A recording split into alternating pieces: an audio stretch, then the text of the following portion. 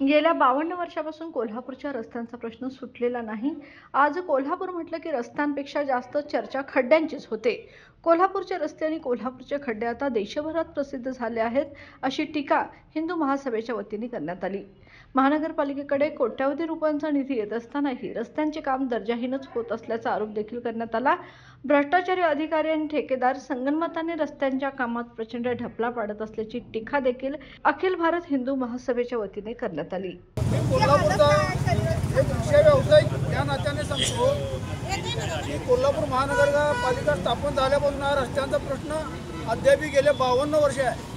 कोल्हापूरचे रस्ते आणि कोल्हापूरचे खड्डे हे ऑल देशामध्ये प्रसिद्ध झालेले आहेत आणि महानगरपालिका एवढा कोट्यवधी रुपयाचा निधी आला असताना सुद्धा भ्रष्टाचारी अधिकारी आणि भ्रष्टाचारी ठेकेदार हे ज्या पद्धतीनं रस्त्याच्या कामामध्ये ढकला पाडतात याची की वरच्या वरिष्ठ लेवलला चौकशी झाली पाहिजे। आणि महानगरपालिका आयुक्तांना माझी अशी विनंती आहे की हा निधी गेला कुठे आणि पावसाळ्याच्या अगोदरच कामं सुरू होतात आणि पावसाळ्याचे रस्ते खराब होतात याचा गोड बंगाल काय। तर हे जे महानगरपालिकेचे भ्रष्टाचारी अधिकारी व ठेकेदार आहेत यांची ताबडतोब चौकशी करून त्याच्यावर कायदेशीर कारवाई महानगरपालिका आयुक्त यांनी करावी ही माझी विनंती आहे। मी कोल्हापूर शहरात रिक्षा चालक आहे। दरवर्षीप्रमाणे यावर्षी कोल्हापूर पूर्ण कोल्हापूरचं नाव बदनाम करण्यासारखं झालेलं आहे। खड्डेपूर असं माहिती मिळते। बाहेरचे पर्यटक आले किंवा कोणी कुठलीही गाडी आली पहिलं खड्डा लागल्यानंतर कोल्हापुरामध्ये स्वागत होतंय।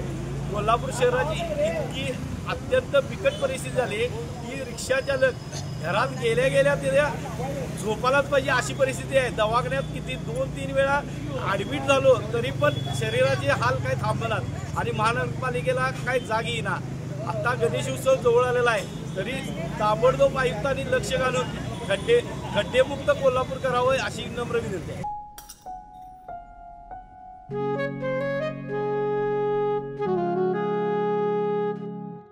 बाबा आज येताना बासुंदी घेऊन या ना।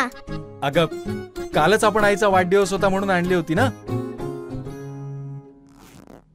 ऐकलं, गोकुळची बासुंदी पुन्हा खावीशी वाटतेय। खरं सांगू मलाही खावीशी वाटतेय। पुन्हा पुन्हा खावीशी वाटणारी गोकुळ बासुंदी।